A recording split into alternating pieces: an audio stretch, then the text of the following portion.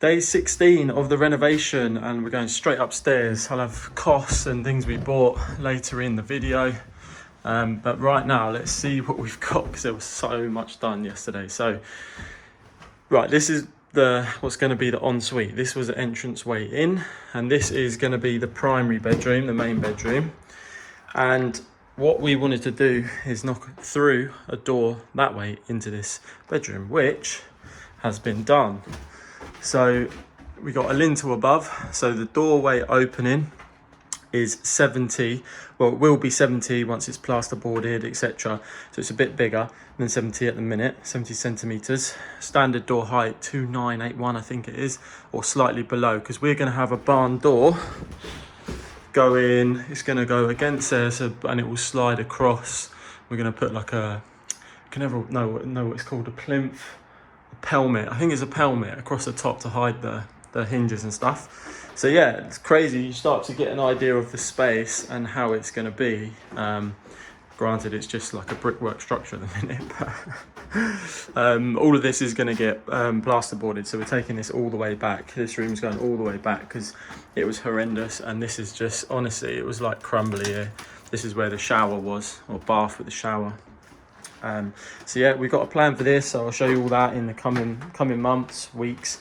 I'm not sure when it will be, but yeah, really pleased with how that's looking. Like, this is going to be a great bedroom. My wife's decision to change the layout up here is a very good one, I must admit, because it's starting to look really good.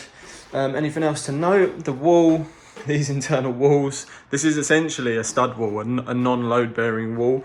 It's a brick wall. The bricks are on their side, so it's like ultra thin, and it's just straight on top of wood, the floorboards. So yeah, these things you discover, don't you? So we have to be quite delicate, to be honest, cutting out the doorway, because, you know, any sort of bashing or knocking, it has obviously a lot of structure in it. It's it's strong, it's very strong, but compared to like an exterior wall like that, that's nearly 300 wide, 30 centimeters wide, very different. But yeah, buzzing with that. Sliding door will tuck in nicely there. It's all been measured out, so the door will sit nicely, can slide across. So that's number one. What do we do? There's so much done. Right, let's turn around. We've got the steel beam is in. So this steel beam is 4.25 meters long. 4.25 meters long. This will go up in the loft in a sec, but this has an angle on it to get in the eaves. Obviously sitting on a bearing plate there, 4 courses of engineering brick. Same this side. We also needed to put a new joist in because the chimney was coming out. So the joist before went to the chimney, stopped, and then a new one across. So we put a brand new 5x2 joist in, which is bigger than what the original joist was in there. They're all 4x2s up there. Then I'll show you what we've done above, which allowed us to then knock the chimney out. So that's where we got to with the chimney. Absolute job this is, if anyone's going to take it on. Now, if I explain to you the chimney structure quick, essentially every other brick is tubed into the wall, so the chimney has support in the wall. It's not just built up to the side. So for example, we've got one brick there, right? So every other brick, so that one, there's like this one, not as many in the middle, sorry, but here, this one is tubed in, so they're sticking out. So if you break them, it loses its structure and it kind of falls forward.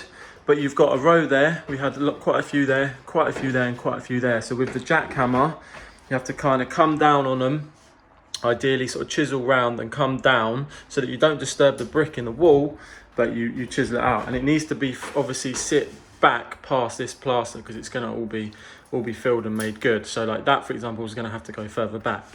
So quite the task, and obviously lifting out hundreds and hundreds of bricks to the skip downstairs is it was a physical task, and today is even more because we're going to take it down, all the way down, and down in the dining room down below.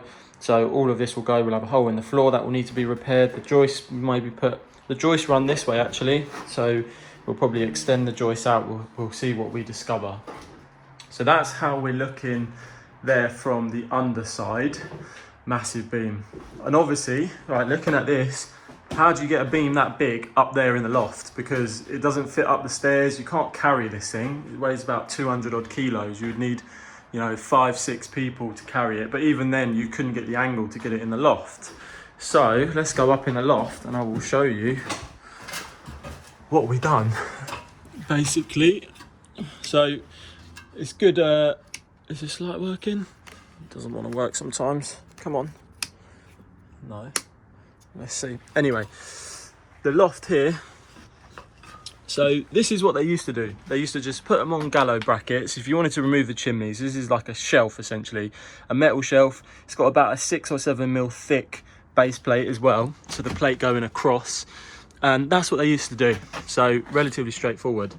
Now they want this. So this is essentially, like I said, 4.25 meter beam from exterior wall to interior wall, and then on top of that we have a 12 mil thick steel plate that is obviously the full width of the chimney and depth, but not just that, it's then tubed into the wall 10 centimeters as well. So we chiseled out the wall behind, and this is pushed into the wall as well, and then that sits on top of the beam. We've also put a damp proof course in. We didn't have to, it wasn't said in the spec, but the builder put it in as like a just in case, because obviously we've got the chimney coming there as well. Obviously it's capped off, etc., but you know, just to be sure. So that's where we're at, and you can see the new joist behind as well. So we put that in first.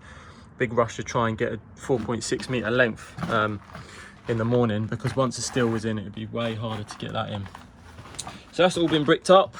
It's been rendered as well to kind of match this one.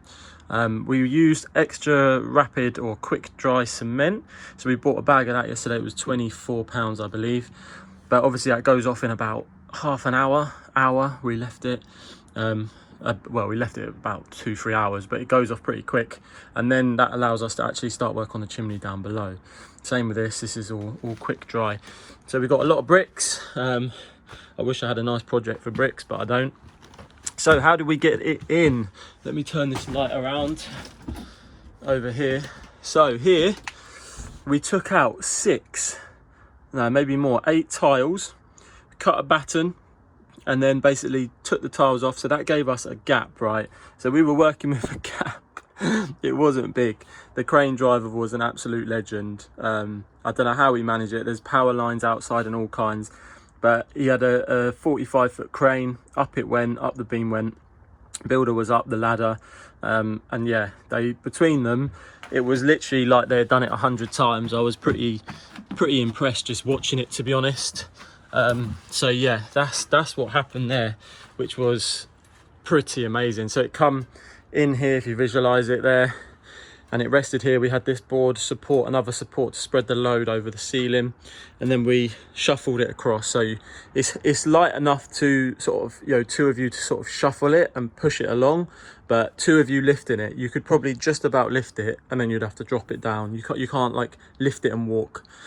So yeah, that's where we're at with that, which is amazing really. It was probably the biggest thing I was worried about, is getting this in, and whether the crane driver could do it, and you know, obviously lots can happen, but they were on time. The steel company we used, if you're in the southeast, they were absolutely brilliant. Connor from the steel company, he answered the questions instantly, instant replies to emails, super quick. So yeah, very good. We've obviously got the flue there as well, and some other bits. Cost wise, what did we buy? I mean, I think we bought the lintel the other day, that was £16.50. We bought the joist, so the 5x2, that was £12.50 yesterday. I think we bought a couple of other little bits, but nothing major, to be honest. It was all kind of smaller bits. Anything else? Bit of patchwork. There was some leftover muck, some of the cement and stuff, so filled in there. Down the bottom here, where we chiseled in the pipes, because the wall's so thin, obviously chiseling out the pipes, it just basically came through, because here you've got like, it's basically the other side as well, tiny. I don't know how thick that is. So yeah, filled that in. Down the bottom, broken as well, so that's all filled in. And yeah, we're getting to a good place. Not too much to report in these rooms. Similar thing, everywhere got covered in dust yesterday, so gonna have to probably revamp and redo some stuff, but overall we are looking good. It's going to be another big day moving brick. chopping this out, which I'm very excited for.